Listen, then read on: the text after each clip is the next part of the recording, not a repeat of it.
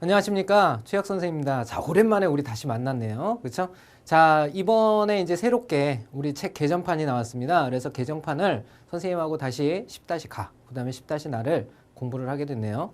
자, 우리 책 보시면, 예쁘죠? 이제 예전 책하고는 좀 많이 바뀌었습니다. 이렇게 예쁜 물방울 무늬도 있고, 예, 그 다음에 이렇게 좀 넘기시면 인터페이스가 굉장히 깔끔해졌어요. 우리 학생들 공부하시기 굉장히 좋게 다시 한번 만들어졌고, 그것보다 좀 더 중요한 건 기존에 있었던 우리 수능 감각 기르기에서 이제 모의고사 문제도 일부 이제 추가가 됐고요. 거기에다 이제 모의고사에 더불어서 수능 예상 문제도 조금 많이 첨가가 됐습니다. 그래서 우리 학생 여러분들 공부하시는데 굉장히 도움 많이 받을 수 있으니까 열심히 할 수 있도록 하고요.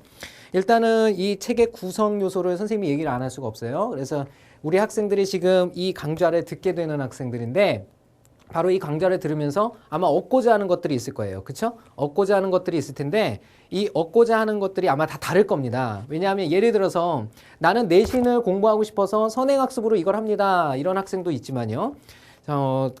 걔는 이제 좀 학년이 2학년이 되고 나서 지나고 나서 다시 한번 복습으로 한번 해보고 싶습니다. 이런 학생들도 있을 거예요. 그때마다 학생들이 이제 하고자 하는 것들이 다르기 때문에 다른 방식으로 좀 접근을 해주셔야 된다는 얘기예요. 그래서 그렇다고 해서 선생님이 여러 가지를 줄 수 있는 형태는 아니거든요. 그래서 요걸 공부하면서 어떻게 공부해야 되는지를 하나하나 조금 설명을 드리고요. 자, 그 다음에 각 단원당 어떻게 펼쳐지는지 자세한 내용 드리도록 하겠습니다. 그러면 잠깐 칠판 좀 보시죠. 자, 일단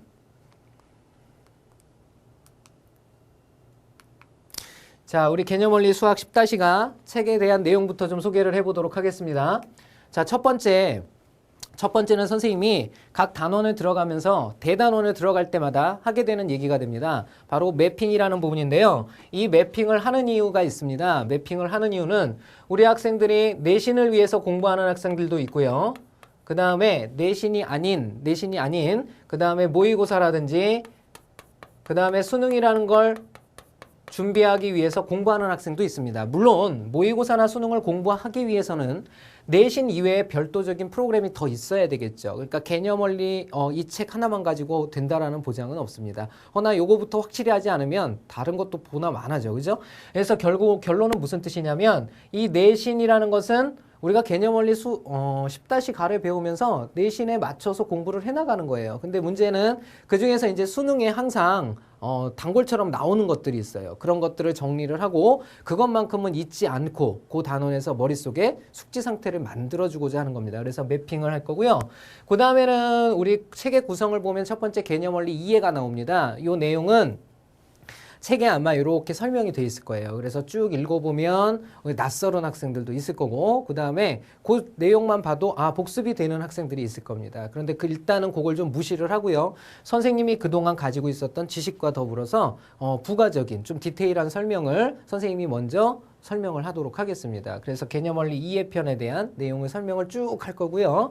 그 다음이 개념 체크와 필수 예제입니다. 개념 체크와 필수 예제가 나오게 되는데 이 부분을 우리 학생들이 좀 잘 해주셔야 돼요. 무슨 뜻이냐면 개념 원리로 내용을 이해했단 말이죠. 내용을 이해했으면 그 다음에는 문제로서 숙지 단계로 들어가 줘야 되는데 첫 번째 개념 체크는 선생님이 전부 다 문제를 다뤄줄 겁니다. 그래서 전부 쭉 개념 체크를 풀어줄 거예요. 그 다음에 선생님이 잠깐 시간을 둔 다음에 필수 예제를 다시 풀이를 하는데요. 문제는 개념 체크와 필수 예제는 거의 유사한 문제의 성격을 갖습니다. 그렇기 때문에 개념 체크를 선생님이 풀고 나서 잠깐의 디버깅이 아니라 이렇게 눌러주시고 우리 바 있잖아요. 그죠? 그걸 뭐라고 그러죠? 중지인가요? 중지를 눌러주셨다가 필수 예제를 먼저 풀어보십시오. 반드시 풀어보셔야 자기 걸로 소화가 됩니다. 그래서 푸신 다음에 바로 강좌를 계속해서 진행을 하시면 필수 예제에 대한 풀이를 다시 한번 볼 수가 있겠죠. 그죠? 자, 그 다음 내용이 나오게 되는 게 연습 문제와 심화 문제입니다. 이 연습 문제는 각 챕터당 나와 있고요. 심화 문제도 역시 마찬가지 챕터당 나와 있습니다. 자, 이것은 소단원이 끝날 때마다 한 번씩 진행을 하게 되는데 역시 마찬가지 연습 문제나 심화 문제는 반드시 먼저 풀어보신 다음에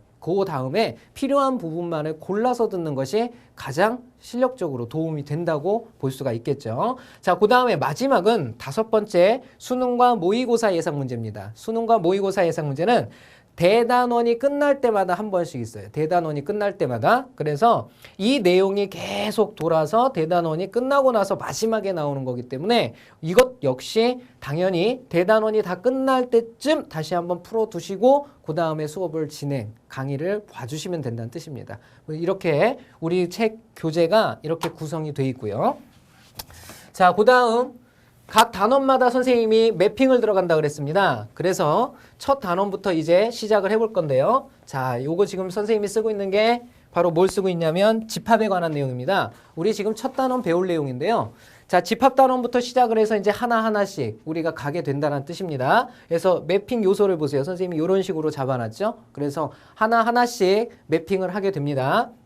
자, 그래서 집합 세트에 관한 내용을 한번 매핑을 해보도록 할게요. 자, 집합을 알기 위해서 우리가 필요한 내용들을 쭉 한번 살펴보는데요. 자, 집합은 첫 번째, 당연히 집합의 정의서부터 알아야 됩니다. 이 고등학교 과정이 중학교 과정과 다른 점이 있다면 큰 차이가 아닙니다. 그런데 확연하게 어떤 것들이 차이가 나냐면 우리가 선생님이 잠깐 정리를 해주면요. 초등학교 우리 다녔고요. 그 다음에 중학교, 고등학교 있었어요. 그러면 초등학교는 주로 뭘 했었냐면요. 수의 계산을 일반적으로 했던 겁니다. 그러니까 숫자만 갖고 띠립다 반복하고 연습하고 막 그랬었죠. 그죠?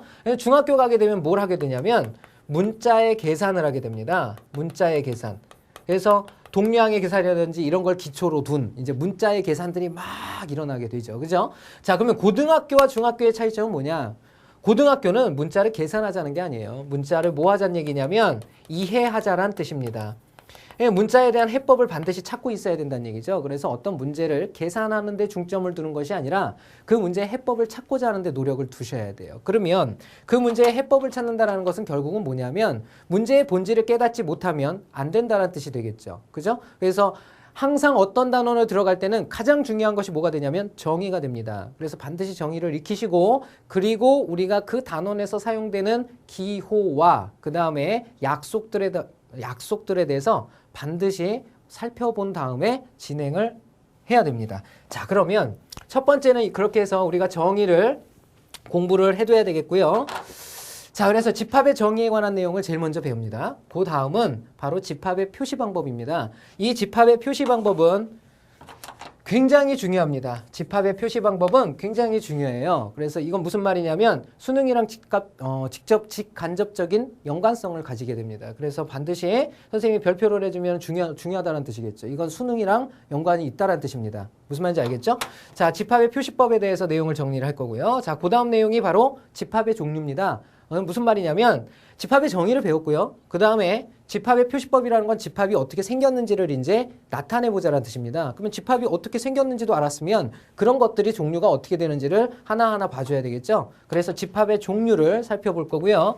그 다음에는 바로 집합의 성질 중에 부분 집합이 갖는 성질과 그것의 개수를 구하는 요령, 요거를 살펴보게 됩니다. 자, 그 다음 내용은 집합의 성질, 집합의 성질이라는 건 기본적인 이제 사칙연산을 가지고 일어나는 성질들에 대해서 공부를 해보게 되겠습니다. 자, 다음 내용은 합집합의 원소의 개수입니다. A 합집합 B의 원소의 개수를 판단하는 방법으로 해서 이렇게 해서 우리가 지금 교재에 나와 있는 내용이 끝나게 돼 있어요. 그 이외에 별도로 더 구성되어 있는 것이 바로 특수집합입니다. 이것은 우리 학교 교과과정하고는 상관이 없는데 선생님이 따로 좀 다뤄줄 거예요. 따로 좀 다뤄줄 테니까 우리 학생 여러분들 공부하는데 좀 도움이 되길 바라는 마음이고요. 그 외에 이제 도미노 집합이라고도 부르기도 하는데 집합과 명제가 만나서 이루어지는 내용이 있습니다. 자, 이것에 대해서 공부를 하시면 집합 단원은 거의 퍼펙트하지 않나 생각이 듭니다. 자, 이렇게 해서 하나하나씩 선생님과 정리를 해가는 시간을 가지면 되겠습니다. 자, 매핑 한번 해봤고요. 이 매핑 요소 중에 이제 중요한 것들을 좀 선별을 해야 되겠죠. 바로 선생님이 중요하다고 하는 것들은 모의고사나 수능에서 바로 직간접적인 연관성을 가지고 있는 내용들을 뜻합니다. 첫 번째 뭐라고 그랬냐면 집합의 표시법이라고 그랬어요. 자, 그 다음에 또 어떤 놈이 중요하냐면 바로 부분집합의 성질입니다. 이 부분집합의 성질 역시 자주 나오기 때문에 준비를 해주시면 되겠고요.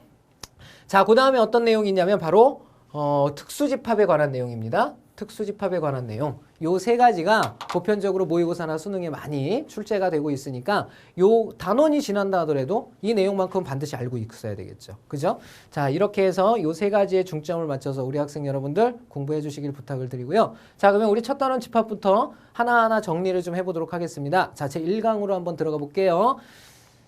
자, 1강입니다. 1강. 별들이 또 있네요. 별들이. 그죠? 빨간 별. 자, 1강 보도록 합시다. 자, 1강의 내용에는 제일 먼저 뭘 배우게 되냐면 바로 집합과 원소, 그 다음에 집합의 포함 관계에 대해서 나와 있는 내용들입니다. 물론 이 내용들 책에 꽤 자세히 나와 있는 편인데요. 이제 새롭게 정립을 한번 해보도록 하죠. 자, 우리 책으로 따지면 페이지 10페이지, 10페이지서부터 14페이지에 관한 내용이 되겠습니다. 자, 그러면 1강 보도록 하겠습니다. 먼저 선생님이 내용부터 정리를 한다고 그랬죠? 자, 우리 칠판 이쪽을 좀 보실까요? 자, 우리 첫 번째가 뭐라고 그랬냐면요. 선생님이 집합의 정의라고 그랬습니다. 집합의 정의. 자, 집합의 정의서부터 한번 살펴보도록 하겠습니다. 자, 집합의 정의. 자, 이거 좀 다시 씁시다. 첫 번째, 집합의 정의. 글씨가 너무 작죠? 집합의 정의는 일단 기본적으로 우리가 두 가지 요소를 갖추면 되겠는데요. 자, 집합. 예를 들면 우리가 집합의 요소 중에 우리 중국집을 가서 짜장면을 시키면 어떻게 되죠? 그 웨이터가 가서 주방에 대고 얘기하잖아요. 짜장면 하나만 세팅해 주세요. 이런 말들 많이 듣게 되죠. 그죠? 자, 여기서 이제 세팅해 달라는 게 뭐냐면 짜장면을 주문한 그 그릇 안에 들어가야 될 것들을 주방장이 조리를 해서 넣어달라는 뜻입니다. 그걸 가지고 세팅을 해달라고 그런 표현을 쓰죠. 그죠? 잘 모르면서 막 쓰는 거예요. 그죠? 자, 일단은 이 집합이라는 것은 바로 어떤 요소를 가져야 집합으로서의 가치를 갖느냐. 일단은 짜장면이라는 주문이 필요하죠. 이것을 우리는 수학적으로 조건이란 표현을 쓸 수가 있습니다. 이렇게 해서 조건이 반드시 주어져야 되고요. 이 조건에 대해서 그것들이 원소인지 아닌지, 즉 짜장면 그릇 안에 들어가야 될지 안 들어가야 될지를 반드시 판단할 수 있을 때, 즉 반드시 판단할 수 있을 때 그때 집합이 되게 됩니다. 즉 판단을 한다는 얘기는 무슨 말이죠? 판단을 한다는 얘기는 무슨 말이냐면 참인지 거짓인지를 판별하겠다는 문제입니다. 참인지 거짓인지를 판별하겠다는 문제예요. 그러면 참인지 거짓인지를 판별한다는 문제는 무슨 뜻이냐면 집합을 만들기 위해서 조건이 있어야 되는데 그 조건을 참인지 거짓인지 판별할 수 있어야 된대요. 이거 봐라. 이건 집합 단원이 아니죠. 지금 뭐에 관한 내용을 하고 있냐면 명제에 관한 내용을 하고 있죠. 명제에 관한 내용을 하고 있어요. 자, 이렇게 해서 참인지 거짓인지를 판별할 수 있어야 되는데 그 중에서 참이 되는 것만을 모아놓은 것을 바로 우리는 집합이란 표현을 쓰게 되는 겁니다. 자, 이해가 되십니까? 자, 그럼 보세요. 우리가 지금 배우고 있는 단원이 어떤 단원이냐면 대전제로 보면은 집합과 명제라는 단원이에요. 그죠? 자, 그러면 우리가 중학교 과정으로 거슬러 올라가 보면 중학교 때도 집합과 명제를 배웠단 말이죠. 그러면 중학교에서 집합은 언제 다뤄졌냐면 중학교 1학년 1학기 중학교 올라가자마자 배워졌죠. 그죠?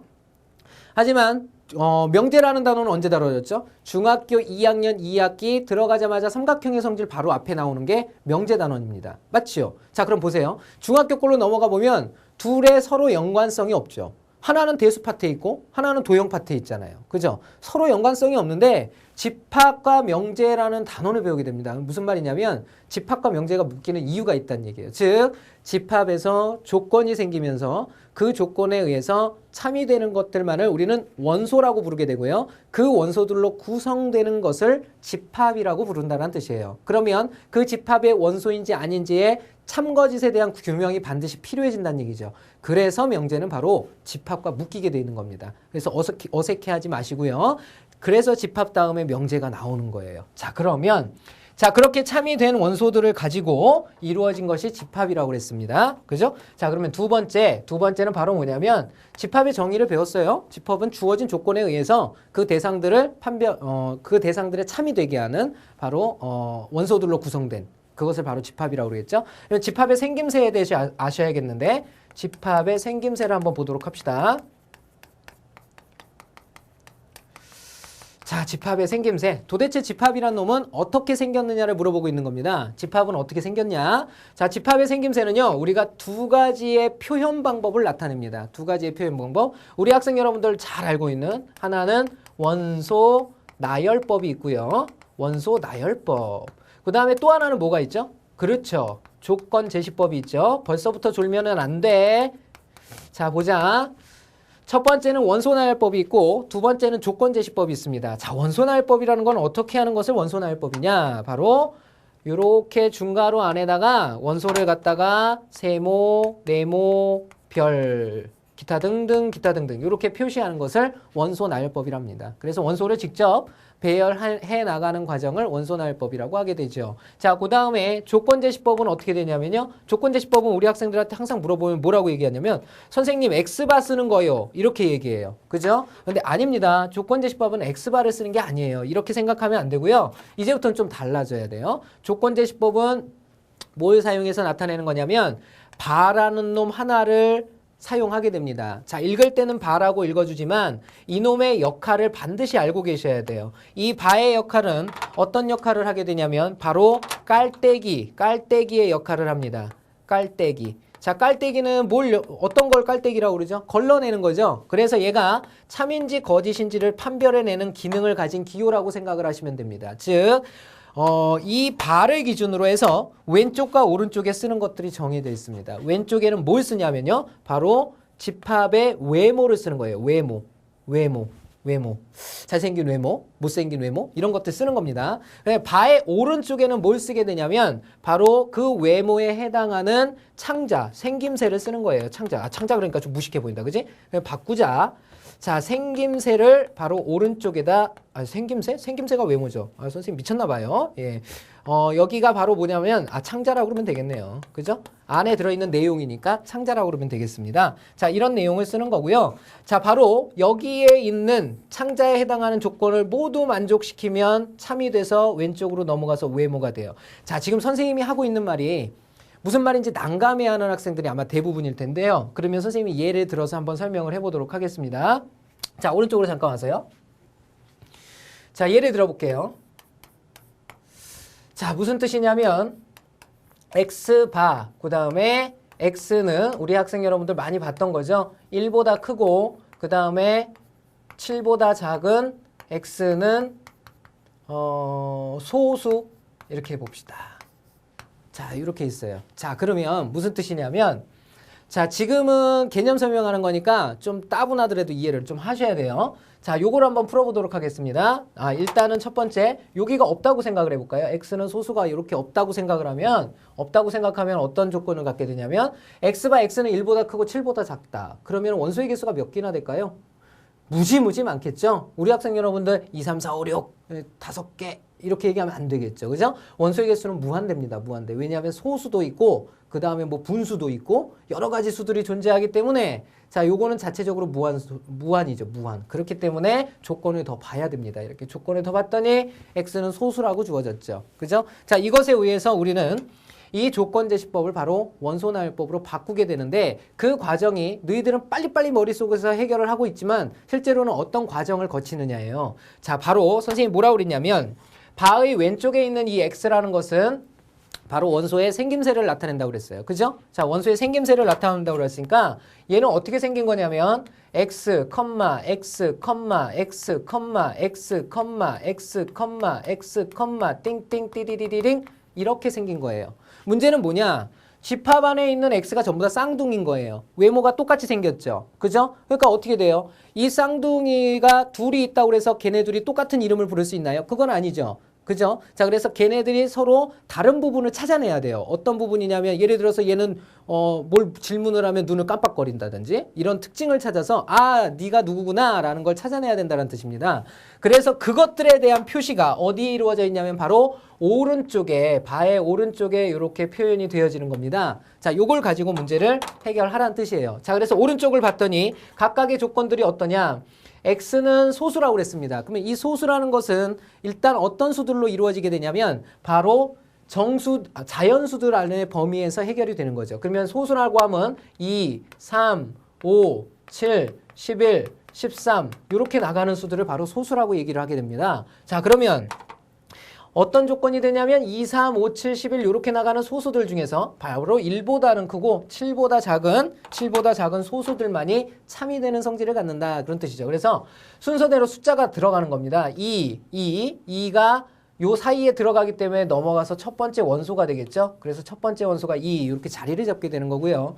자, 두 번째는 3이 나오겠죠. 3은 또 다시 요 안에 들어가니까 넘어가서 두 번째 원소 3이 되는 겁니다. 이렇게 3이 되고요. 그 다음 4가 있는데 4는 요 안에는 들어가지만 요걸 만족시키지 못하죠. 그래서 넘어가지 못하고 갇혀버리는 거예요. 그 다음이 5인데요. 그렇게 해서 5가 넘어가고요. 자, 그 다음은 7이 넘어가고 싶지만 7보다 작은 수가 아니죠. 그래서 어떻게 되는 거냐면 문을 여기서 닫는 겁니다. 이렇게 되면 원래는 개념적으로 볼 때 XXX 쭉 나가던 무한 집합이었었는데 바로 이렇게 되면서 유한 집합으로서 문을 닫게 되는 거예요. 이게 아무 얘기 아닌 것 같지만 집합 문제를 많이 다루면 많이 다룰수록 애매해지는 부분들이 굉장히 많아요. 난해한 요소들이 많아지는데 그래서 그렇게 어려운 것이 닥쳤을 때마다 이 정의를 많이 떠올려주는 게 좋습니다. 그래서 전체적으로 봤을 때 무한이 유한이 되는 과정을 느낄 수가 있어야 돼요. 자, 그러면 하나만 더 연습을 해보죠. 자, X 그 다음에 곱집합 Y. 자, 편의상 이거 곱집합이라고 부르기로 하고요. 자, 요 놈은 X, Y, 바. X는 라지 A의 원소, Y는 라지 A의 원소. 단 A는 0, 2를 뜻한다. 자, 이렇게 돼 있습니다. 자, 요 집합을 역시 우리 원소 나열법으로 한번 나타내 봅시다. 자, 무슨 뜻이냐면 X 곱집합 Y라는 요 집합을 바로 우리가 원소 나열법으로 나타내 보는 건데요. 자, 원소의 생김새가 이렇게 생겼대요. 원소의 생김새가 XY, XY, XY, XY, 자, 이런 식으로 생겼다는 뜻입니다. 그죠? 이것만 봐서는 무한집합이죠. 그죠? 하지만 표현 방법이 하나밖에 없어요. 왜? 중복된 원소는 한 번만 쓰는 거니까.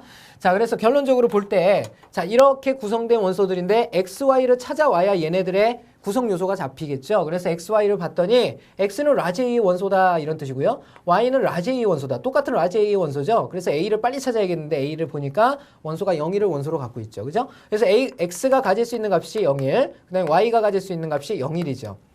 자, 그러면 여기에서 우리가 생기는 X와 Y의 곱의 순서쌍의 개수는 몇 개가 나오게 되냐면 바로 4가지가 나오게 되죠. 4가지가 나오게 됩니다.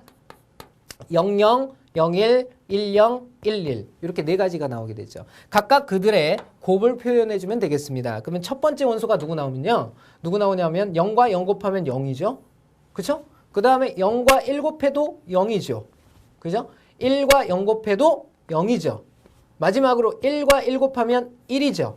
그 다음에 더 곱할 게 없죠. 그러면은 바로 문을 여기서 닫아버리는 겁니다. 이렇게. 자, 그럼 봅시다.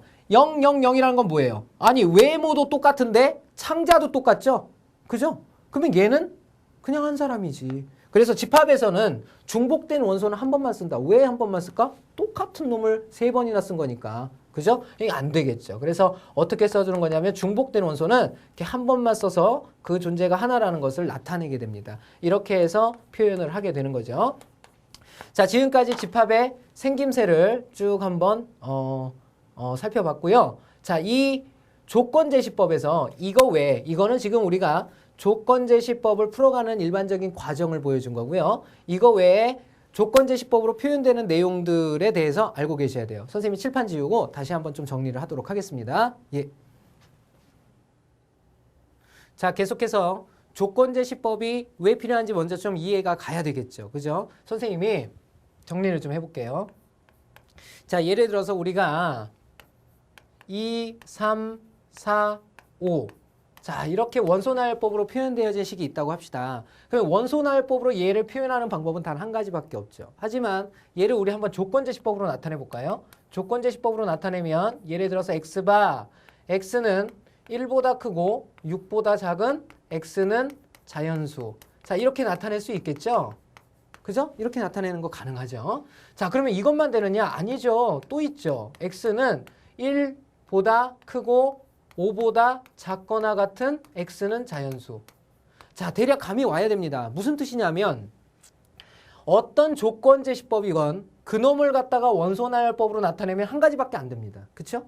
근데 이 원소나열법은 조건제시법으로 나타내어라 하면 무한대개를 쓸 수가 있어요. 이거 외에도 표현 방법은 무수히 많습니다. 그쵸? 자, 그러면 우리 집합단원에서 집합을 표시하는 방법이 원소나열법과 조건제시법인데 원소나열법이 중요하겠어요? 조건제시법이 중요하겠어요? 당연히 조건제시법이 중요하죠. 왜냐하면 그 생김새를 제대로 파악하지 못한다는 건 문제를 다룰 수 없다는 얘기랑 똑같습니다. 그렇죠? 자, 그래서 일단은 어떠한 조건제시법이건 간에 우리가 집합으로서 이놈이 어떤 원소들로 구성이 되어 있는지를 알아야 되고 언제든지 원소나열법으로 표현할 수 있어야 됩니다. 그죠? 그런 관계를 만들어 주셔야 돼요. 그래서 조건제시법 못 푼다라는 건 집합 안 하겠다는 얘기랑 똑같아요. 반드시 잡아야 됩니다. 자, 그러면 원소나열법 중에 잘 나오는 내용들 몇 가지를 좀 살펴보도록 하죠. 자, 첫 번째부터 봅시다. 바로 어떤 것이 있냐면 n 플러스 n 바 n은 정수. 자, 이렇게 해봅시다. 자, 도대체 우리 학생들 이게 무슨 집합일까요? 무슨 집합일까요? 가만히 생각을 해보세요. 이게 무슨 집합일까요? 그래, 하나씩 한번 해봅시다. 자, 정수하면 어떤 거냐면 마이너스 2, 마이너스 1, 0, 1, 2. 자, 이런 식으로 양쪽으로 끝없이 이렇게 가고 있는 수죠. 그죠? 자, 그러면 선생님이 여기에는 뭘 쓴다고 그랬냐면 원소의 생김새를 쓴다고 그랬으니까 얘는 n 플러스 n이에요. 그죠? n 플러스 n, n 플러스 n, n 플러스 n. 자, 이런 식으로 생긴 거거든요. 이렇게. 자, 그런데 오른쪽의 조건을 만족하는 원소들이 되면 넘어간다 그랬어요. 자, 마이너스 2는 정수 맞죠? 그래서 넘어가서 마이너스 2와 마이너스 2가 들어가니까 여기는 마이너스 2 플러스 마이너스 2라는 이런 놈이 생기게 되죠. 자, 지저분하니까 지워버리고 마이너스 2 플러스 마이너스 2. 결국은 간단히 된 결과가 또 얼마입니까? 그렇죠. 요 놈은 바로 마이너스 4를 뜻하게 되죠. 그죠? 자, 그 다음에 원소가 마이너스 1이죠. 마이너스 1 넘어가면 여기는 마이너스 2가 되겠고요. 0 넘어가 버리면 0 더하기 0이니까 0이 되죠. 그 다음 원소는 1 더하기 1이니까 2가 되겠고 그 다음 원소는 2 더하기 2니까 4가 되겠죠. 자, 이렇게 해서 양쪽 끝으로 끝없이 나가는 이런 집합이 되겠죠. 자, 그러면 이 집합을 우리 한마디로 표시해 봅시다. 이 집합을 한마디로 표시해 보면 무슨 말이냐면 아, 선생님 이거 짝수예요. 라고 얘기할 수가 있겠죠. 짝수입니다. 짝수. 그쵸? 자, 그러면 이 짝수를 갖다 조건제시법으로 다시 나타내 보면요. 이렇게 나타내는 게 가능하죠. 이 n바 n은 정수라는 표현이 가능해집니다. 자, 이거 이해되십니까? 무슨 말이냐면 자, 짝수라는 것은 n이 정수일 때 정수의 2배짜리를 뜻하게 되죠. 그래서 각각의 원소의 생김새가 정수의 2배짜리다 이렇게 표현할 수 있다는 얘기예요. 자, 여기서 중요한 사실을 우리 학생들 여러분들이 하나 알아야 되는데 무슨 뜻이냐면 n 플러스 n, 2n. 올라? n 플러스 n이 2n이죠. 이해되십니까? n 플러스 n이 2n입니다. n 플러스 n이 2n이니까 이거 뭘 한 거죠? 그죠? 연산을 한 겁니다. 연산을 한 거예요. 그죠? 자, 그래서 우리는 여기서 어떤 중요한 사실을 알 수가 있냐면 바로 왼쪽에 있는 이 원소의 생김새는요. 뭐가 가능해지느냐? 연산이 가능하다라는 뜻입니다. 연산이 가능해진다라는 거 기억을 좀 해두셨으면 하네요. 자, 그러면 이 외에 여러 가지 집합들을 한번 보도록 하겠습니다. 자, 그 다음은 어떤 원소가 있나 보세요. 2n 플러스 1바 n은 정수. 자, 이건 어떤 집합일까요? 빨리 얘기해 보세요. 그렇죠. 이건 뭐냐면 바로 저게 짝수니까 이건 홀수지. 그죠? 자, 이건 홀수라는 거 우리 학생 여러분들 다 알고 있을 거라 생각이 듭니다. 자, 또 한번 해보죠. 또 어떤 것이 있냐면 3n바 n은 정수 그랬습니다. 자, 이건 뭐라고 표현하면 될까요? 그렇죠. 3의 배수죠. 3의 배수. 3의 배수. 자, 또 3n 플러스 2바 n은 정수. 자, 이렇게 되어 있습니다. 자, 이건 어떻게 표현하면 될까요? 자, 머뭇거리게 되죠. 그죠? 머뭇거리게 됩니다. 자, 얘는 이런 거를 갖다가 우리는 뭐라고 부르게 되냐면 잉여류라고 불러요. 잉여류. 즉 3으로 나누어 2가 남는 수가 되죠. 그죠? 그래서 이것은 3으로 나누어 2가 남는 수입니다. 2가 남는 수. 자, 여기 기니까 남는 수 이렇게 표현할 수가 있어요. 자, 그러면 여기서 하나의 정의를 좀 내려야 되겠죠? 자, 어떻게 되냐면 ax 플러스 b바 자, 이렇게 돼 있습니다. 자, 이건 우리가 어떻게 나타낼 수 있을까요? a로 나누어 b가 남는 수 이렇게 표현할 수가 있겠죠. 물론 여기에는 x는 정수라는 게 들어가야 되겠죠. 이해됐습니까? 예, 우리 학생 여러분들 적골에 대해서 이해를 하셨을 거라 보고 자, 오른쪽으로 잠깐 이동해서요. 또 다른 형태를 한번 보도록 하죠. 자, 또 다른 형태를 한번 보도록 합시다. 자, 여기를 보면요. A 플러스 2B바 A, B는 정수. 자, 이건 뭘까요? 한번 맞춰보세요. 잘 생각을 해보세요. 뭐가 되겠습니까? 시간 줄게요. 맞춰봐봐. 뭘까요? 아니야. 뭐죠? 자, 이놈은 바로 정수를 뜻하게 되죠. 정수. 자, 왜 정수인가 한번 볼까요? 자, 이놈은 A인데요. A, B는 정수라고 그랬으니까 얘가 정수란 얘기예요. 그러면 정수는 짝수도 될 수 있고 홀수도 될 수 있죠. 선생님 왜 갑자기 짝수 홀수로 판단해요? 뒤에 걸 보세요. 뒤에 건 정수의 2배짜리니까 짝수란 뜻이잖아요. 그죠? 그러면 짝수와 짝수 홀수를 더하는 거니까 짝수와 짝수를 더할 수도 있고 짝수와 홀수를 더할 수도 있겠죠. 그죠? 이게 이제 짝수와 홀수의 성질을 좀 얘기를 한 건데요. 결국은 나올 수 있는 수가 정수 모든 수가 나오게 되죠. 어떤 수건 좋으니까 맞춰볼게요. 한번 7 어떻게 하면 돼요? 여기 3 집어넣고 여기 1 집어넣으면 나오죠. 그죠? 얼마든지 나올 수 있다는 얘기예요. 그래서 요 수 체계는 바로 이렇게 나타내어진 것은 정수라는 얘기를 알 수가 있습니다. 그죠? 자, 그러면 이게 도대체 왜 중요할까요? 왜 중요할까요? 우리가 중학교 문제를 한번 예를 들면 다음 정수 중에서 이렇게 문제를 물어보는 거하고 다음 조건 띠디디디디디딕을 만족하는 수들 중에서 이렇게 물어보는 건 천지 차이가 나죠. 선생님이 아까 집에 처음에도 얘기했지만 중학교 과정과 고등학교 과정의 차이점은 뭐라고 그랬냐면 중학교 과정은 문자를 계산하면 되지만 고등학교 과정은 문자를 이해하는 거라 그랬죠. 즉 같은 문제를 줌에도 불구하고 중학교 문제는 다음 정수 중 주면은 정수 갖고 노는구나 이렇게 생각하면 되죠. 하지만 고등학교는 그렇게 주지 않는다는 얘기예요. 다음 조건 이거를 만족시키는 원소들 중에서 이렇게 물어본단 말이죠. 우리 학생들은 뭘 알아야 돼요? 다음 이거를 만족시킨다 그러면 이거 보는 순간에 어떻게 돼요? 중압감이 생기죠. 저거 뭐야? 막 이런 생각 들잖아요. 그죠? 그러지 말고 이걸 보는 순간에 우리는 뭘 알아야 된다? 아, 저 정수들 중에서 이 말이구나. 그것만 알면 된다는 뜻입니다. 무슨 말인지 알겠죠? 자, 그러면 조금만 더 해볼게요. 2A 플러스 4B 바 AB는 정수입니다. 자, 그러면 이건 무슨 수일까요? 맞춰보세요, 또. 자, 이거 할 수 있어야 되는데. 그렇죠. 이건 짝수입니다. 짝수. 자, 왜 짝수가 되는지를 한번 설명을 해볼까요? 자, 봅시다. 2A 플러스 4B바 그랬어요? 이걸 간단히 해볼게요. 선생님이 아까 침에 뭐라고 그랬냐면 이쪽 왼쪽에 바의 왼쪽에 있는 것은 뭐가 가능하다 그랬는데 뭐가 가능하다 그랬죠? 그렇죠. 연산이 가능하다라는 표현을 썼습니다. 자, 연산이 가능하다라는 뜻은 무슨 말이냐면 여기에서 공통인수인 2를 빼내서 생각할 수 있다는 얘기죠. A 플러스 2B로 이렇게 바뀌게 되죠. 바 AB는 정수 이런 수인데요. 자, 여기서 요만큼을 한번 보도록 합시다. 요만큼은 지금 누구랑 똑같다는 얘기냐면 요 위에랑 똑같죠? 그죠? 그러면 요만큼이 지금 뭐냐면 수책의 그대로 쫓아간 정수예요, 정수. 그러면 정수의 2배 꼴이라는 얘기니까 얘는 당연히 무슨 수입니까? 짝수죠, 짝수. 그래서 얘가 짝수라는 사실을 알 수가 있습니다. 자, 그러면 또 하나.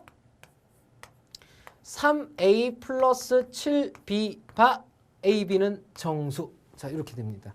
자, 이건 무슨 수일까요? 이건 무슨 수일까요? 잘 모르겠죠. 그죠? 이것도 정수입니다. 이 정수인 이유는 요 밑에만 조금 내려가 보면 다 이해가 돼버립니다. 자, 왜 그런지 보여드릴게요. 자, 정수고요. 자, 그 다음 내용을 한번 살펴볼게요. 그 다음 내용. AX 플러스 BY 바. 그 다음 XY는 정수. 자, 이게 바로 우리가 지금까지 다뤄졌던 모든 것들을 한 방에 끝내는 요소입니다. 바로 이것이 뜻하는 것이 무엇이냐라는 겁니다. AX 플러스 BY 바 XY는 정수라고 그랬습니다. 얘와 얘가 정수라고 그랬죠. 그죠? 정수라고 할 때 도대체 이 집합은 어떤 집합입니까? 라는 거예요. 자, 이것은 바로 뭘 뜻하냐면 A와 B의 최대 공약수의 집합입니다. 이해되십니까? A와 B의 최대 공약수의 집합이에요. 자, 그러면 우리 다시 위로 올라갈게요. 조금만 위로 올라가 봅시다. 이렇게 위로 올라가면 1과 2의 최대 공약수가 얼마입니까? 1이죠. 그죠? 1과 2의 최대 공약수 1이죠. 1의 배수예요. 1의 배수면은 수체계상에 나와 있는 그 수를 뜻하는 거잖아요. 그래서 정수란 얘기입니다. 이해됐습니까? 자, 다음 두 번째 요 놈을 보죠. 2와 4의 최대 공약수가 얼마입니까? 2죠, 2. 그죠? 2니까 요것은 2의 배수란 뜻입니다. 자, 밑으로 더 내려와서 3a 플러스 7b 그랬어요. 그죠? 3a 플러스 7이면 3과 7이 우리는 어떤 관계라고 알 수가 있죠? 서로 소라는 거 알 수가 있겠죠? 서로 소라는 건 최대 공약수가 얼마임을 뜻합니까? 1임을 뜻하죠. 최대 공약수가 1이면 그 수책에 쫓아간다 그랬잖아요. 그래서 정수가 되는 겁니다. 이해되셨죠? 자, 그러면 마지막으로 예제 풀고 끝냅니다. 무슨 말이냐면 예를 들어 7x 플러스 14y 바 xy가 정수라고 합시다. 그러면 얘는 어떤 집합이란 뜻입니까? 그렇죠. 7과 14의 최대 공약수가 7이기 때문에 얘는 7의 배수라는 표현을 하고 있습니다. 자, 이것도 마찬가지죠. 문제에서 다음 7의 배수 중에서 이렇게 주는 거랑 다음 조건 이놈을 만족시키는 원소들 중에서 이렇게 줘버리면 대략 난감하죠. 무슨 말인지 이해되죠? 그죠? 자, 이렇게 됩니다. 자, 이렇게 해서 지금까지 나왔던 조건제시법의 내용들 우리 학생들 반드시 조금 기억을 해주시길 부탁을 드리고요. 자, 칠판 지우고 다시 부분집합과 진부분집합의 성질에 대해서 자세한 내용 드릴게요. 예, 다음 내용 봅시다. 일단은 순서상 집합의 종류를 설명을 해야 되는데요. 우리 교재 내용에 지금 뭐가 나와 있냐면 공집합의 내용하고 그 다음에 부분집합의 성질이 아마 먼저 나올 거예요. 그죠? 일단 그 부분을 간략히 좀 먼저 설명을 하고요. 그 다음에 선생님이 집합의 종류 순서대로 정리를 좀 해드리는 시간 따로 갖도록 하겠습니다. 자, 그러면 일단 우리 교재 순서에 의해서 공집합이라는 내용이 나옵니다. 공집합이 내용이 나오고 있는데 그거는 일단 간략하게 집합의 종류에서 설명을 드릴게요. 집합의 종류라는 것은요. 집합의 종류를요, 보는 눈은 이제 두 가지 시각이 있습니다. 일단은 뭐냐면 원소의 개수에 따라서 집합의 종류를 보는 경우가 있고요. 자, 그 다음에 또 하나는 뭐냐면 연산이라는 성질에 의해서 보는 경우가 있습니다. 집합의 종류는요, 이렇게 원소의 개수와 연산에 의해서 분류를 하게 되는데 이 지금 책에 나와 있는 내용은 바로 원소의 개수를 가지고 분류하는 방법입니다. 원소의 개수에 따라서 분류를 하게 되면 세 가지 분류 방법으로 나뉘게 되는데요. 자, 첫 번째는 어떤 집합이라는 게 있냐면 유한집합이라는 것이 있습니다. 유한집합이 있고 그 다음에 두 번째는 무한집합. 자, 분필 미쳤습니다. 무한집합. 자, 세 번째는 뭐가 있냐면요. 공집합이라는 게 있어요. 자, 유한집합, 무한집합, 공집합. 아마 이것은 학생 여러분들이 선생님보다 더 잘 알고 있을 거라고 생각이 듭니다. 자, 유한집합이라는 것은 뭐냐면 이 한자가 끝 한자죠. 끝이 있다라는 뜻입니다. 끝이 있다. 그러니까 끝이 있는, 그러니까 어딘가지 원소를 쓰면 쓸 수 있다라는 뜻이 되겠죠. 그래서 끝이 난다 이런 뜻이고요. 무한집합은 끝이 없이 계속 나간다라는 뜻입니다. 그죠? 자, 그 다음에 공집합은 공이 empty입니다. 그래서 비어있는 집합이에요. 텅텅 빈 집합을 갖다가 공집합이라고 얘기하는데 문제는 이 문제의 초점을 어디로 볼 거냐예요. 그죠? 우리 학생들 여러분의 시각에서는 어떻게 인식을 해주는 것이 가장 바람직하냐면 유한집합이다. 그러면 끝이 있다라고 생각할 것이 아니라 셀 수 있다라고 생각을 하셔야 됩니다. 셀 수 있다. 유한집합은 셀 수 있는 집합을 유한집합이라고 하는 거예요. 그러면 우리가 유한집합은 셀 수 있다는 얘기가 된다라는 것은 뭘 물어보고 싶겠습니까? 개수를 물어보고 싶겠죠. 바로 원소의 개수에 관한 대부분의 모든 유형들은요. 무한대인 개를, 그러니까 개수가 무한개인 거를 다룰 필요가 없겠죠. 그래서 원소의 개수를 물어보는 이유는 그것이 유한집합임을 이미 밝히고 있다는 뜻입니다. 무슨 말인지 알겠죠? 자, 그 다음에 두 번째 무한집합이라는 건 뭐냐면 셀 수 없다란 뜻이죠. 셀 수 없다란 뜻입니다. 셀 수 없다. 아, 혹시 이 기호가 저거 뭐야 일본어 아니야 이렇게 생각하는 사람 있어요? 아닙니다. 이거 그 무자의 간자예요. 없을 무자입니다. 없을 무자. 선생님이 편의상 이렇게 쓰면 너무 지저분해 보여서 이렇게 쓰는 거예요. 녹자 아닙니다. 알겠죠? 자, 봅시다. 셀 수 없다라는 표현을 이렇게 써줍니다. 그러면 셀 수 없다라는 얘기는 얘는 개수 못 물어본다는 얘기죠. 셀 수 없는데 어떻게 개수를 물어봐요. 그죠? 그러면 다른 집합의 형태라든지 그다음에 집합을 벗겨가는 과정 그런 것들을 물어보게 됩니다. 자, 마지막으로 공집합입니다. 공집합은 텅텅 빈 집합을 뜻해요. 그 무슨 말이냐면 집합으로 따지면 요 안에 아무것도 없다라는 얘기죠. 그죠? 근데 이게 굉장히 허전해 보이니까 새로운 기호를 하나 만들었어요. 자, 이렇게 쓴다라는 거 우리 학생 여러분들 알고 있을 겁니다. 그래서 이런 공집합이 있다라는 거 알고 계시면 될 것 같고요. 자, 그 다음에 바로 부분집합이라는 개념입니다. 부분집합이라는 개념.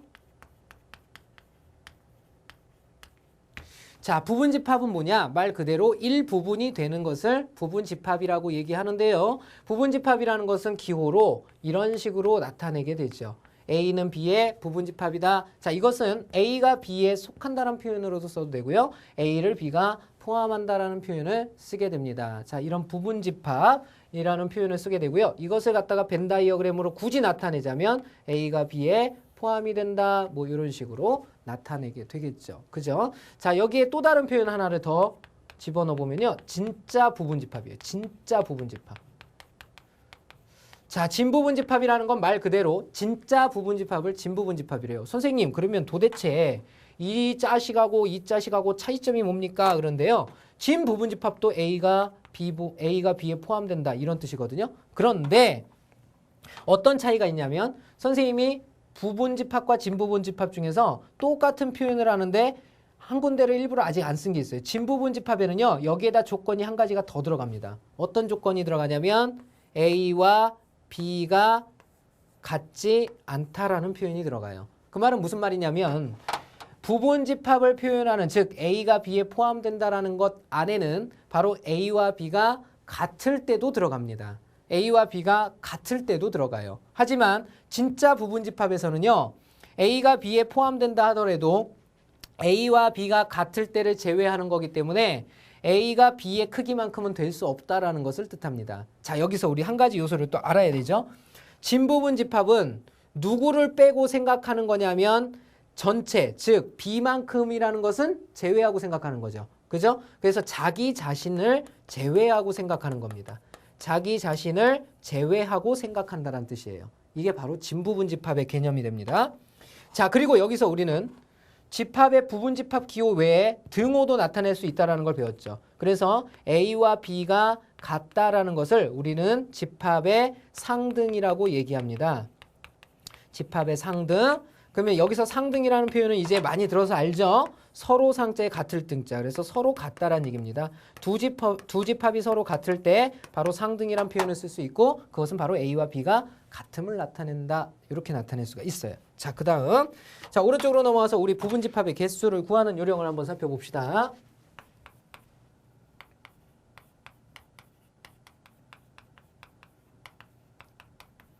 자, 선생님이 매핑을 하면서 뭐라고 그랬냐면 중요한 단어는 세 가지를 꼽았었습니다. 그죠? 첫 번째가 뭐였죠? 집합의 표시법, 즉 생김새라고 그랬죠. 그죠? 그 다음에 두 번째가 뭐라고 그랬냐면 바로 부분집합의 개수라고 그랬어요. 부분집합의 성질과 개수라고 그랬고 세 번째가 뭐냐면 특수집합이었죠. 그죠? 그래서 우리 학생 여러분들 두 번째 내용입니다. 가장 중요한 두 번째 내용. 부분집합의 개수에 관한 내용인데요. 자, 일단 요것을 위해서 선생님이 중학교 내용을 잠깐 한번 상기시켜 드릴게요. 우리 중학교 때 부분집합의 개수의 내용은 딱 세 가지밖에 없었어요. 어떤 내용들밖에 없었냐면 첫 번째가 뭐였었냐면 반드시의 유형이 있었고요. 두 번째가 또는의 유형이 있었고 세 번째는 적어도라는 문제의 형태를 가진 세 가지 유형이 있었어요. 근데 일반적으로 얘가 내신형으로 많이 나왔던 거고 그 다음에 이게 요것도 내신 심화 정도로 그러니까 어려운 문제로서 좀 많이 나왔던 거고 이게 이제 특목고라든지 그런 데서 이제 내용으로 많이 출제가 됐던 거예요. 근데 요즘에는 이제 다 똑같아졌죠. 그죠? 자, 그럼 봅시다. 이 세 가지 유형이 어떻게 다른지를 선생님이 예를 들어 드릴게요. A라는 임의의 집합을 1, 2, 3, 4, 5라고 합시다.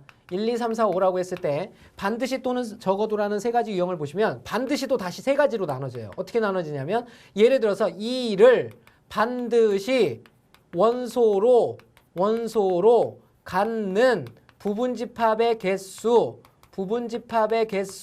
자, 이놈은 몇 개냐라고 물어보게 되는 거죠. 그죠? 그러면 2를 반드시 원소로 갖는다라는 것은 무슨 말이냐면요.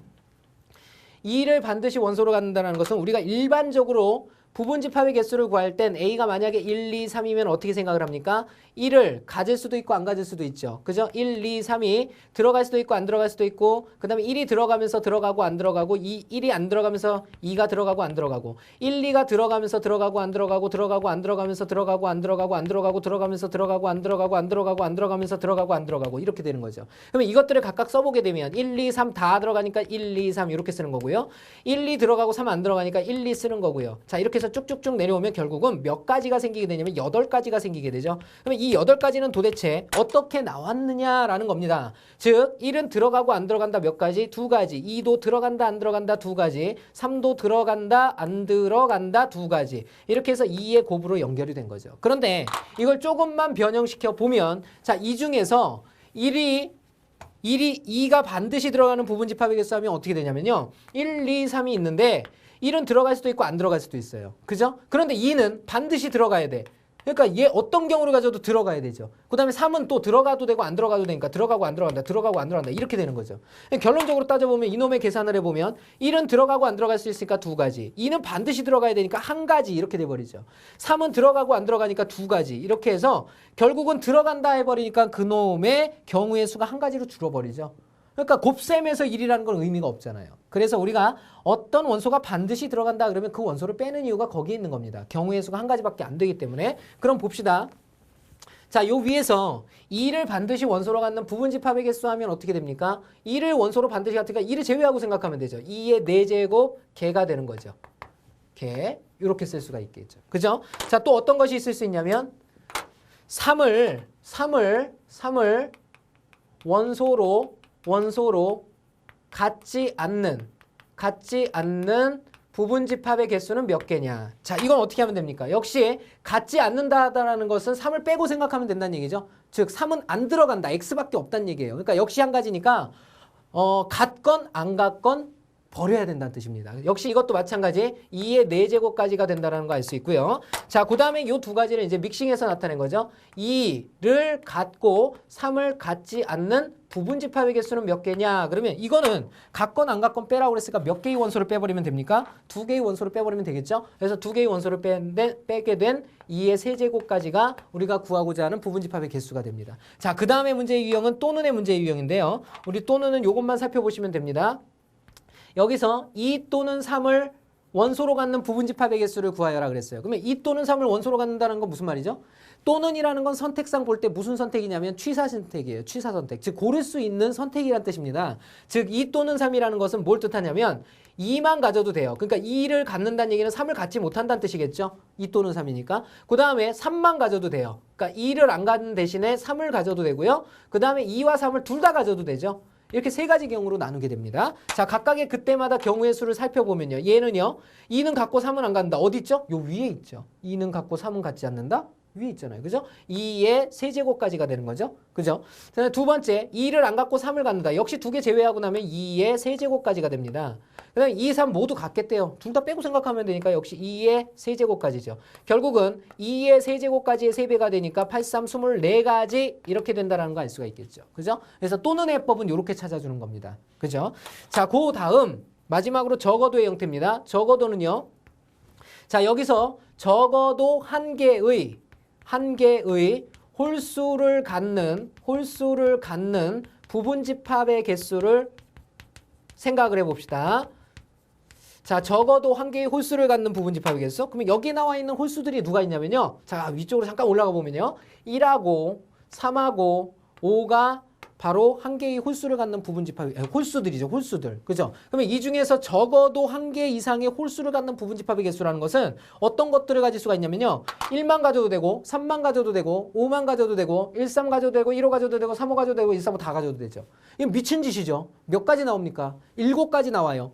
1만, 3만, 5만, 3개, 1, 3, 1, 5, 3, 5, 3개, 1, 3, 5, 하나. 총 7가지 나옵니다. 그걸 언제 구하고 자빠져 있습니까? 안 되죠. 그래서 어떻게 하는 게 나으냐면 이때는 짝수의 원소가 더 작잖아요. 그래서 그것을 힌트로 준다라는 얘기입니다. 적어도라는 표현을 써요. 자, 그러면 이 적어도라는 표현은 우리가 중학교 과정에서 들어봤던 단원이 있어요. 어느 단원일까요?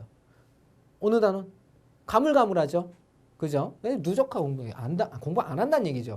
그래서 적어도라는 것은 우리가 확률론에서 배웠어요. 그죠? 확률에서 이 단어가 나오면 여사건을 써라 그랬었죠. 그 단어가 뭔지 기억납니까? 그래요. 이 단어죠. 이 단어. 적어도 나오면 무슨 사건이다? 여사건이다. 어떻게 생각해라? 반대로 생각해라 그랬던 거 기억납니까? 예, 어떤 상황에서도 적어도라는 표현이 있으면 반대로 생각해라 그랬어요. 물론 이 적어도라는 표현이 나오면 무조건 이렇게 쓸 수 있는 건 아니에요. 왜냐하면 적어도라는 문제는요. 문제 구성 요소상 두 가지로 나뉘는데 하나는 여사건으로 가고요. 하나는 비둘기집의 원리로 가요. 비둘기집의 원리로 가는데요. 서랍의 원칙이라고도 그러죠. 비둘기집의 원리인데요.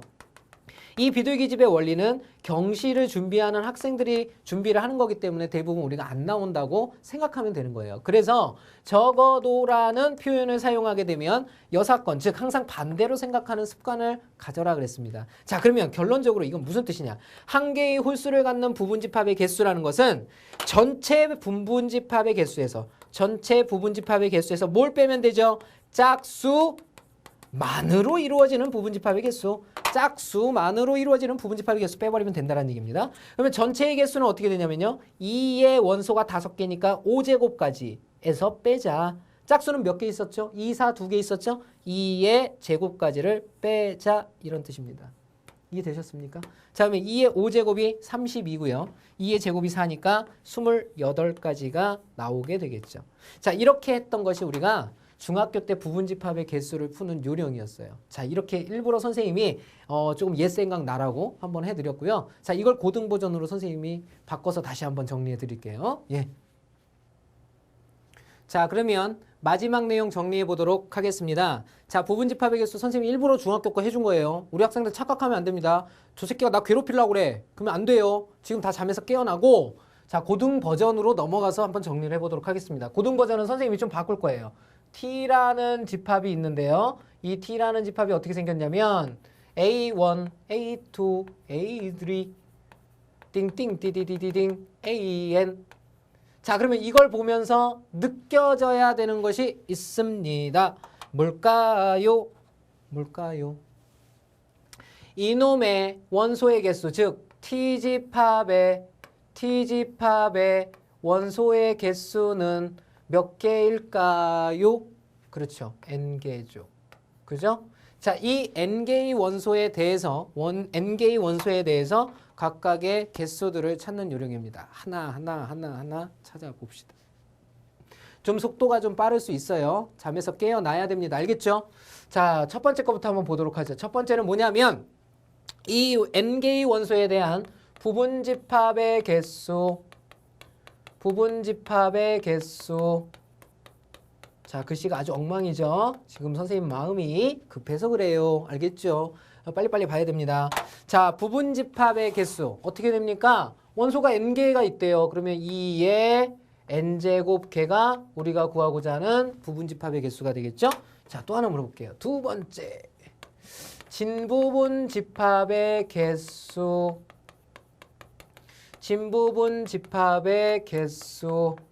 자, 몇 개이겠습니까? 그렇죠.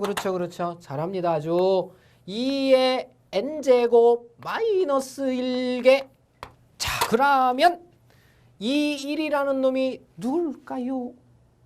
1이 뭘까요? 자, 대부분의 학생들이 잘못 알고 있는 사람이 있어요. 이건 공집합의 개수가 아닙니다. 그죠? 선생님이 아까 전에 분명히 뭐라고 그랬어요? 진부분집합이라는 건 뭐를 제외한 거다? 그렇지. 자기 자신. 그제? 그래서 자기 자신을 제외했다는 뜻이야. 세 번째 보도록 하겠습니다. 공집합을 제외한 진부분집합의 개수 몇 개일까요? 그렇죠. 이제는 잘 안 해. 2의 n제곱 마이너스 2개가 되겠죠. 즉 여기서 요구하는 게 뭘까? 보편적인 학생들이 공집합을 뺀다고 생각을 하니까 문제를 한 번 더 돌려서 낸 거죠. 공집합을 제외했으니까 그냥 진부분집합의 개수는 공집합 제외한 1만 빼면 되겠구나 이렇게 생각하면 큰일 난다는 얘기입니다. 공집합과 자기 자신을 제외한 이만큼을 빼줘야 된다는 뜻이에요. 이해됐죠? 예, 이렇게 되겠습니다. 자, 네 번째. 자, 바로 여기에서 원소의 개수가 n개인데 A개의 원소를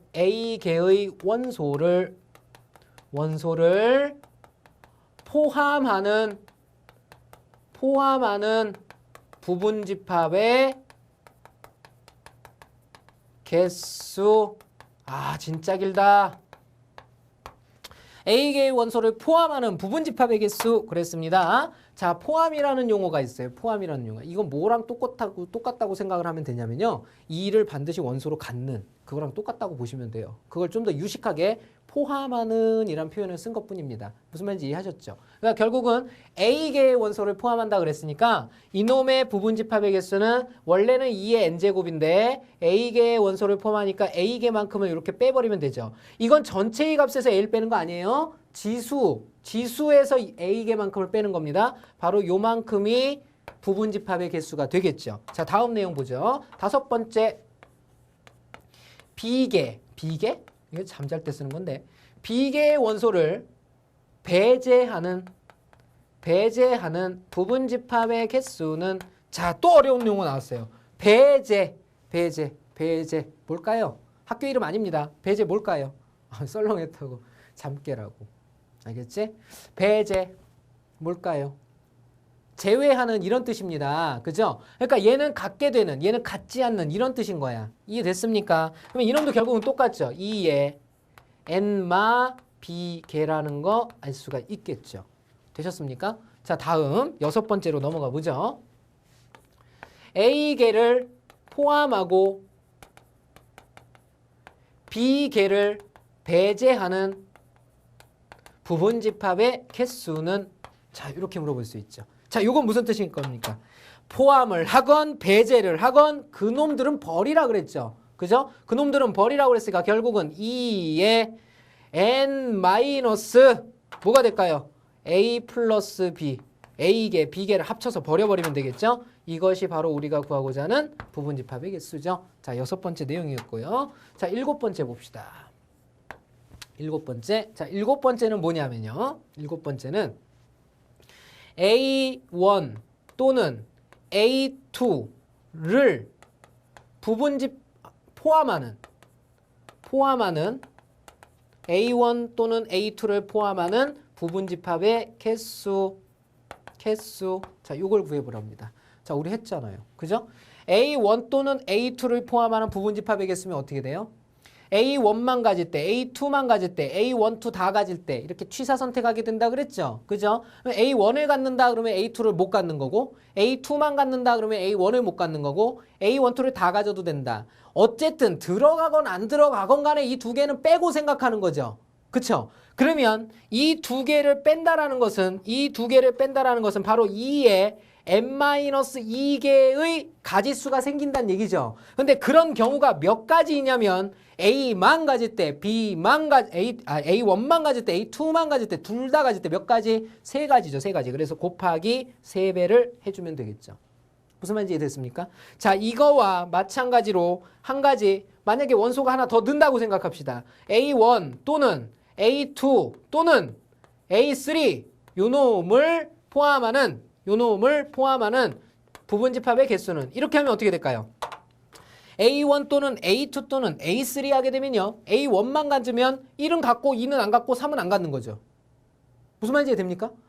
그 다음에 1만 가질 때, 2만 가질 때, 3만 가질 때, 1, 2 가질 때, 1, 3 가질 때, 2, 3 가질 때, 1, 2, 3 다 가질 때 이렇게 될 거 아니에요. 결국은 1, 2, 3 모두가 갖는다 또는 안 갖는다잖아. 그러면 얘네들 셋은 빼고 생각해야 되니까 2의 n마 3제곱 가지가 나오게 되는데 그런 경우가 몇 개냐? 1만 가질 때, 2만 가질 때, 3만 가질 때, 1, 2 가질 때, 1, 3 가질 때, 2, 3 가질 때, 1, 2, 3 가질 때 몇 가지입니까? 7가지죠. 7가지. 그죠? 그래서 몇 배를 해주면 되냐면 7배를 해주면 되는 거죠. 그죠? 이게 잘 이해가 안 되시는 분들은요. 어떻게 생각하면 되냐면 얘는 A1 또는 A2니까 집합이 2개예요. 공간이 몇 개예요? 하나, 둘, 셋. 그래서 3배예요. 그죠? 자, 그 다음 거는 A1, A2, A3. 이거는 집합이 3개예요. 3개. 이렇게 되니까 공간이 하나, 둘, 셋, 넷, 다섯, 여섯, 7개. 이렇게 되는 겁니다. 무슨 말인지 되죠? 그죠? 자, 이렇게 판단을 하시면은 굉장히 쉽게 이해를 하실 수가 있고요. 자, 다음 내용 한번 살펴보죠. 8번째입니다. 자, 8번째. 8번째는요. A개의 원소로 이루어지는 부분집합의 개수. 원소로 이루어지는 부분집합의 개수. 자, 이렇게 됩니다. 자, 이 A개의 원소로 이루어지는 부분집합의 개수는요, 우리가 조합을 사용해서 나타낼 수가 있죠. 그런데 우리 조합이라는 내용이 우리 학생들에게 굉장히 생소할 거예요. 그래서 선생님이 이것은 예를 한번 좀 들어보도록 할게요. 자, 오른쪽으로 잠깐만 잡아주십시오.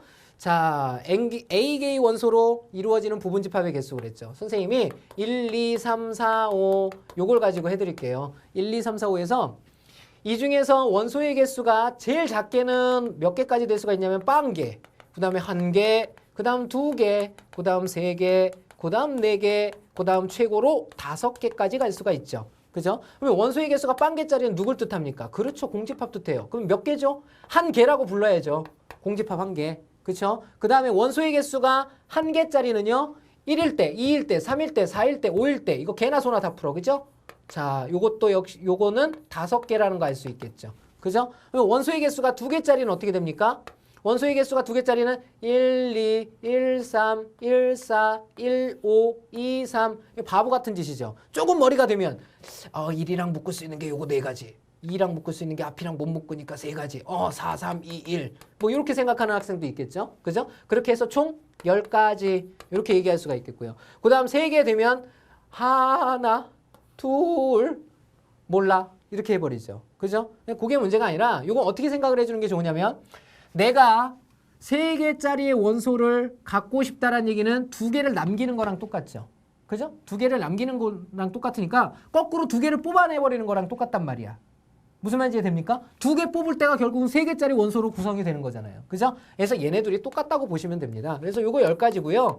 그 다음에 4개짜리라는 건 하나 뺄 때랑 똑같죠. 하나 빼면 4개가 남아버리니까. 그죠? 이것도 역시 1개짜리인 5개와 똑같고요. 그 다음에 5개일 때는 1가지밖에 없게 되겠죠. 그러면 여기 있는 숫자들을 몽땅 더하면 몇 가지입니까? 10, 20, 30, 32, 32는 2의 몇 제곱? 5제곱. 맞네. 부분집합의 개수. 그죠? 이렇게 되는 거죠. 요걸 좀 더 쉽게 해결하기 위한 것이 우리가 바로 조합이 되겠죠. 그죠? 조합을 이용하면 문제를 좀 더 쉽게 풀 수가 있는데요. 요 가운데를 좀 지워버리면요. 결국은 이 값들은 조합을 이용해서 5개 중에서 0개를 뽑는 컨비네이션이야. 혹시 컨비네이션 모르는 사람들은요, 이 계산 방법만 조금 이해를 하시면 되거든요. 그래서 뭐 수원이라든지 아니면 경시용 책을 좀 사용해 보시면 이 컨비네이션에 대한 계산 방법이 나와 있어요. 그죠? OC0야. 그 다음에 얘는 OC1이야. 여기는 OC2야. 5개에서 3개 뽑을 건데 순서가 없어. C야. 5개에서 4개 중에 순서 없는 조합, 5개에서 5개 조합. 이렇게 생각을 하실 수가 있습니다. 그죠? 자, 그래서 이 내용을 가지고 다룰 수가 있다라는 뜻입니다. 그래서 다시 우리 왼쪽으로 돌아가 보면요. 자, 왼쪽 보세요. 돌아가 보면 우리가 구하고자 하는 A개의 원소로 이루어지는 부분집합의 개수는 바로 N개 중에서 A개를 뽑아서 순서가 없는 배열을 할 거야. 그래서 컨비네이션 이렇게 나타낼 수가 있습니다. 자, 이게 이제 8번째 내용이 되겠고요. 자, 다음 9번째로 넘어가 보겠습니다. 9번째는 뭘 뜻하냐면요. 바로 부분집합의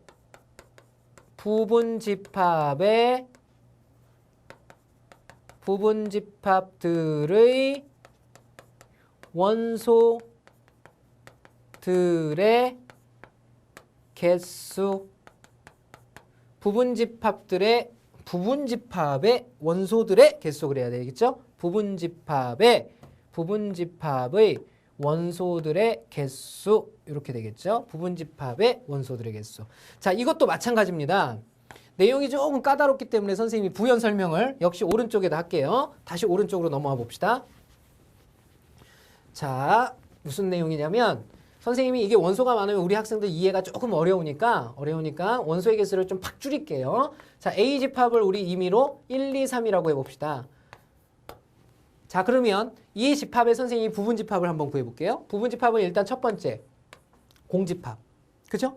그 다음에 하나짜리 원소를 갖는 게 1만 가질 때, 2만 가질 때, 3만 가질 때, 2개짜리 원소 1, 2 가질 때, 1, 3 가질 때, 그 다음에 2, 3 가질 때, 그 다음에 3개짜리 원소 1, 2, 3 가질 때, 자, 이렇게 나타낼 수가 있죠. 근데 뭘 구하라는 얘기냐면 이놈의 부분집합들의 원소들의 개수가 도대체 몇 개니 이 말이에요. 에? 그럼 원소들의 개수 몇 개 세볼까요? 하나, 둘, 셋, 넷, 다섯, 여섯, 일곱, 여덟, 아홉, 12개. 12개네요, 12개. 그죠? 12개란 얘기인데 이걸 어떻게 하면 좀 빨리 나올 거 아니야. 그거죠. 원소의 개수가 3개인데도 12개 찾는데 시간이 걸렸잖아요. 그죠? 원소의 개수가 저 n개이면 어떻게 풀어? 그죠? 그래서 이걸 빨리 나올 수 있는 방법을 생각을 해보니까 뭘 보냐면요. 여기에 나와 있는 원소들을 보세요. 원소들을 보면 쓰여진 숫자들이 일정하죠. 어떤 숫자들로만 구성이 되어 있습니까? 1, 2, 3이죠. 1, 2, 3이죠. 이해됩니까? 결론은 무슨 뜻이냐? 1이 몇 번 들어가는지 2가 몇 번 들어가는지 3이 몇 번 들어가는지만 알면 된다는 뜻이 아니에요. 그죠? 그러면 이렇게 생각하면 되겠죠. 이 놈의 부분집합들 중에서 1을 반드시 원소로 갖는 부분집합의 개수 몇 가지 나와요. 그렇죠? 1을 반드시 원소로 갖는 부분집합의 개수는 1을 제외하고 생각하면 되니까 2의 제곱까지가 나옵니다. 이해되십니까? 그 다음에 2도 몇 개 나옵니까? 이거 당연히 2의 제곱까지 나오죠. 3도 몇 개 나옵니까? 2의 제곱까지 나오겠죠. 그러면 결국은 얘네들의 합이 우리가 구하고자 하는 거 아니겠어요? 개수니까. 그래서 바로 2의 제곱의 3배니까 3, 4, 12가지 이렇게 해서 12가지라는 것을 알 수가 있죠. 원소를 써보지 않고도 알 수가 있다는 얘기예요. 이해됐습니까? 그리고 한 가지 더 물어보는 게 있습니다. 한 가지 더 물어보는 것은 뭐냐면 바로 이 원소들의 합이 얼마겠냐라는 거예요. 이 원소들의 합이. 즉 무슨 말이냐면 얘네들을 중가로 싹 다 지우고요. 중가로 싹 다 지우고 1 더하기 2 더하기 3 더하기 1 더하기 2 더하기 1 더하기 3 더하기 2 더하기 3 더하기 1 더하기 2 더하기 3 요거 구하라는 얘기입니다. 이거 어떻게 하면 될까요? 어떻게 하면 될까요? 이렇게 하면 되겠죠? 곱해서 나온 2의 제곱까지 곱해서 나온 2의 곱하기 2의 제곱까지 곱해서 나온 3 곱하기 2의 제곱까지 여기는 1 곱하기 2의 제곱이죠. 얘네들의 합이 원소들의 총합이 되는 거죠. 이해되십니까? 그래서 이걸 써보면 어떻게 돼요? 1 곱하기 2의 제곱 플러스 2 곱하기 2의 제곱 플러스 3 곱하기 2의 제곱이니까 2의 제곱이 공통이니까 2의 제곱을 빼내면 여기에는 1 플러스 2 플러스 3이 들어가는데 도대체 1 플러스 2 플러스 3이 뭘까요? 원소들의 합이죠. 바로 원소들의 합에다가 그 하나씩이 들어갈 만한 게 2의 제곱까지씩이 나오는 거죠. 이렇게 할 수가 있습니다. 자, 정리됐나요? 예, 잘 안 되시는 분은 이거 여러 번 봐야 됩니다. 내용이 좀 까다롭기 때문에 여러 번 봐서라도 이해를 해야 돼요, 반드시. 자, 그러면 내용 정리하러 갑니다. 다시 왼쪽으로 넘어가서 자, 부분집합들의 원소들의 개수 하면 우리 어떻게 쓰면 되겠습니까? 부분집합의 원소들의 개수. 자, 그러면 도대체 A1이 몇 번 들어갈까요? 2의 n마 1제곱번 들어가겠죠? 그죠? 그런 것이 몇 개 있습니까? n개 있는 거지요. 이해되셨습니까? 네, 이렇게 쓸 수가 있고요. 자, 마지막 10번째입니다. 부분집합의 원소들의 총합입니다. 총합. 부분집합의 원소들의 총합. 원소들의 총합은 어떻게 하면 됩니까? 역시 2의 n마1 제곱짜리가 맞죠. 2의 n마1 제곱번 들어가게 되는데 여기에는 뭘 써주면 됩니까? 바로 원소들의 총합인 A1 플러스 A2 플러스 띵띵띵 플러스 AN까지의 합을 이렇게 적어주시면 되는 거죠. 이해되셨습니까?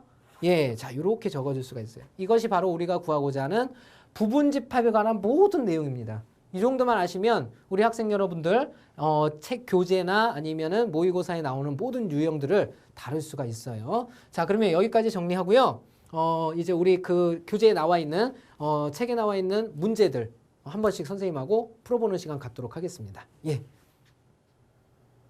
자, 그럼 지금부터 우리 필수예제 문제들을 한번 풀어보도록 하겠습니다. 우리 필수예제는요, 우리 학생 여러분들 교재에 보시면 필수예제 내용들이 나옵니다. 필수예제 내용이 먼저 나올 거고요. 네, 필수예제가 끝나게 되면 선생님이 시간을 잠깐 드린다고 그랬죠. 시간을 드리면 빨리 확인 체크를 풀어보시고, 예, 스톱 해놓고 문제를 풀어보시고 정답까지 맞춰보시고 모르는 문제 위주로 빨리빨리 드러그를 해서 보시면 되겠습니다. 자, 그러면 우리 필수예제 첫 번째 1번 문제서부터 한번 보도록 하죠. 이렇게 튀어나와요. 자, 필수예제 문제 보시면 집합과 원소의 관계에 관한 내용입니다. 자, 1번 문제 봅시다. A라는 집합은 어떻게 생겼느냐? A라는 집합은 이렇게 생겼답니다. 그죠? 자, 여기에서는 우리가 한 가지만 명확하게 구분할 수 있으면 돼요. 바로 원소의 개수입니다. 원소의 개수는요, 이 쉼표들에 의해서 구분이 되죠. 이 쉼표까지 쓰면 안 되죠.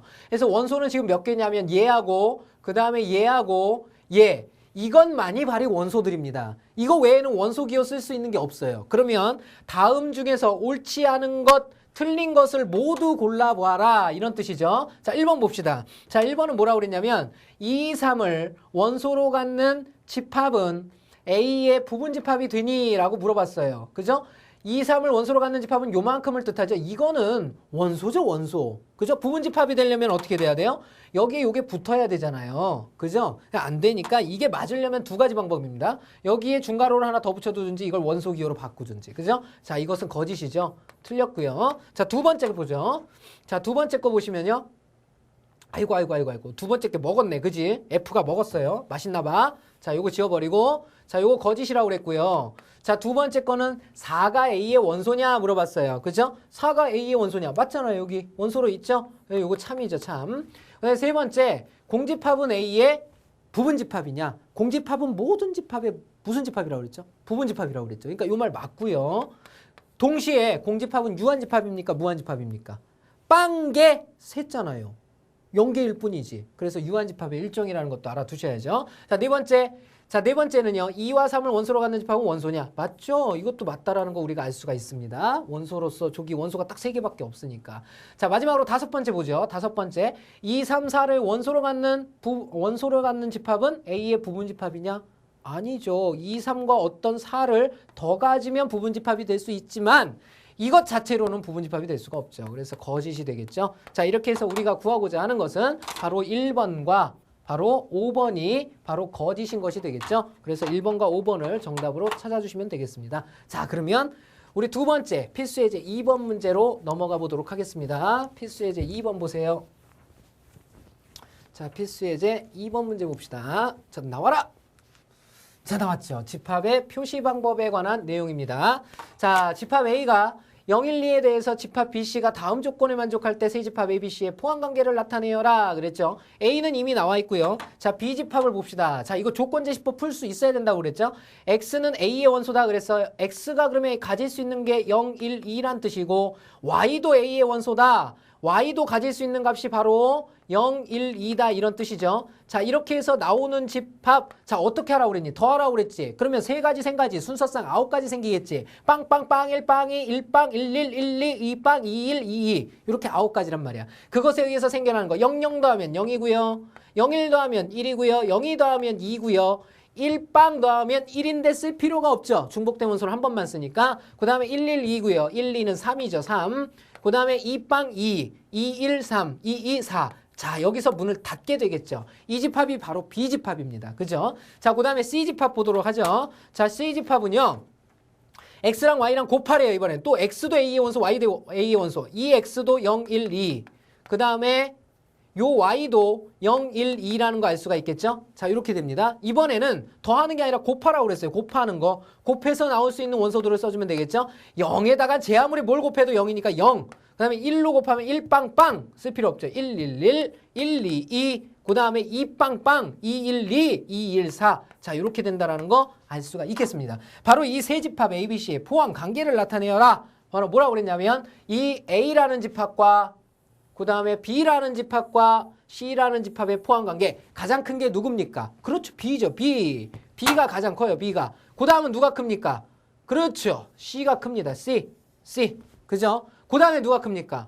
A죠. 그래서 맨 작은 게 A가 되게 됐죠. 그죠? 자, 이렇게 적어주면 우리가 구하고자 하는 정답이 되겠죠. 자, 2번 개념 체크 문제 풀어봤고요. 자, 다음 내용 넘어가겠습니다. 자, 다음 내용은 3번 문제가 되겠죠. 자, 3번 문제 봅시다. 나와라! 자, 3번 봅시다.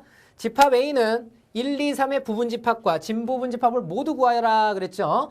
자, 부분집합부터 한번 구해보죠. 부분집합의 개수는 2의 세제곱까지 바로 8가지가 나와야 되겠죠. 아까 집에 선생님이 썼었는데 그죠? 공집합, 그 다음에 하나짜리를 원소로 갖는 것 3개, 그 다음에 2개짜리를 원소로 갖는 즉 1, 2와 1, 3과 2, 3을 갖는 요런 놈, 마지막으로 1, 2, 3 자기 모습과 똑같은 놈 이렇게 되겠죠. 그죠? 이 중에서 진부분집합을 모두 구하여라 그러면 진부분집합은 자기 자신을 제외한 요만큼이 바로 진부분집합이 되겠죠.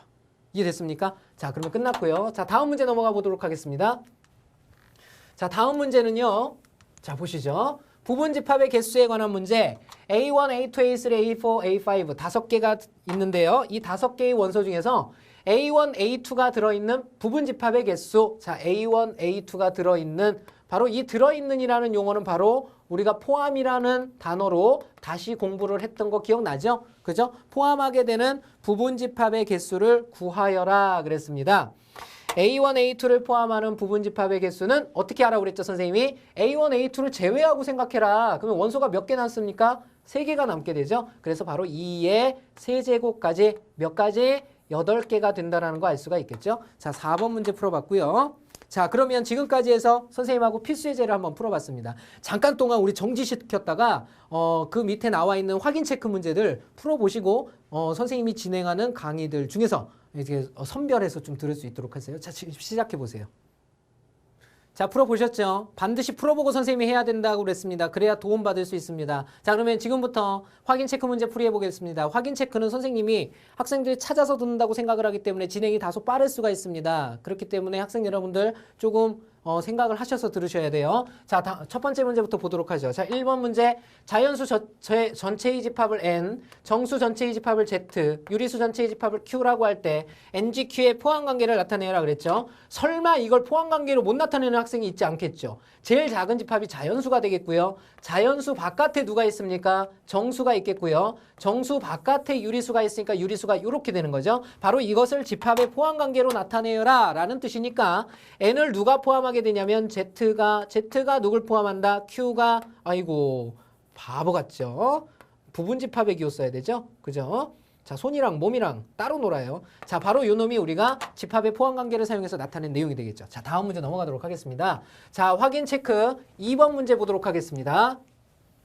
자, 2번 문제 보시면 A는 0과 1을 원소로 갖는 집합을 다시 원소로 갖는 집합에 대해서 다음 중 옳지 않은 거 틀린 것 찾아랍니다. 우리는 참거짓만 판별할 수 있으면 돼요. 자, 1번부터 하나하나 보도록 하죠. 1번. 자, 0을 원소로 갖는 집합은 A의 부분집합이다 그랬습니다. 0이 원소죠.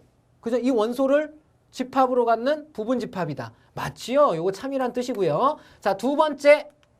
자, 1을 원소로 갖는 집합은 A의 원소다. 여기가 원소고 여기도 원소잖아요. 얘 원소 될 수 있지요. 요것도 참입니다. 자, 세 번째. 공집합은 A의 부분집합이다. 공집합은 모든 집합의 부분집합. 이것도 참이네요. 자, 다음 4번, 5번 동시에 막 나와. 0하고 1을 원소로 갖는 집합 그랬습니다.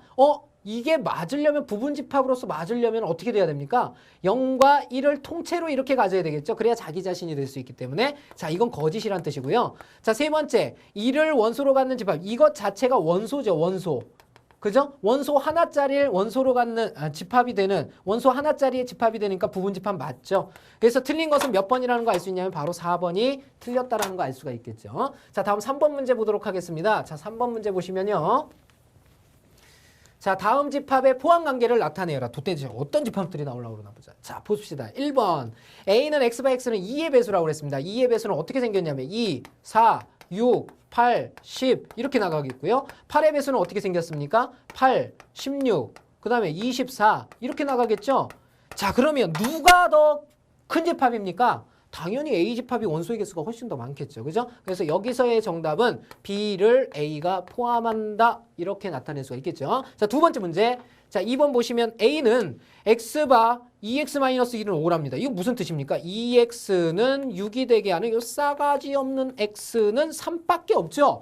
그래서 이 A라는 집합은 어떤 집합이냐면 3만을 원소로 갖는 집합을 뜻하고요. 자, 그 다음에 두 번째 B라는 집합은 X는 1보다 작은 자연수. 1보다 작은 자연수가 있습니까? 없죠. 그래서 요 놈은 공집합을 뜻합니다. 공집합. C는 2, 3, 4랍니다. 자, 그럼 이거 어떻게 나타내면 돼요? 누가 제일 크죠? 누가 제일 큰 집합입니까? 집합의 포함관계로 나타내라 그랬으니까 여기는 3만을 원소로 갖게 되고요.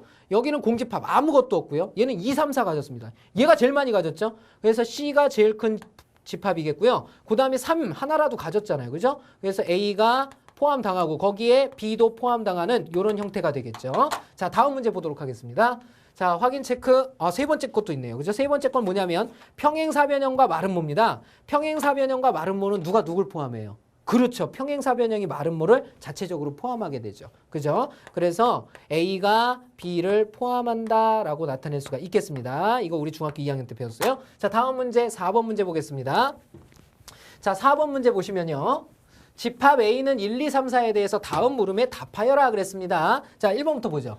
자, 1번 A의 부분집합 중에서 원소 2사를 포함한다 그랬습니다. 그러면 2사를 빼고 생각하라는 뜻이죠. 2사를 빼고 생각하면 결국은 2의 몇 제곱을 뜻하죠? 제곱을 뜻하겠죠. 그래서 2의 제곱은 4가지. 자, 이렇게 얘기할 수가 있겠고요. 자, 두 번째 문제 나와라. 자, 봅시다. A의 진부분집합 중에서 자기 자신을 제외한 것 중에서 원소 3을 포함하지 않는 그랬습니다. 자, 이건 문제 트릭이죠. 원소 3을 포함하지 않으면 전체가 될 수가 없죠. 그러니까 원소 3을 포함하지 않는 부분집합의 개수만 그냥 구해버리면 됩니다.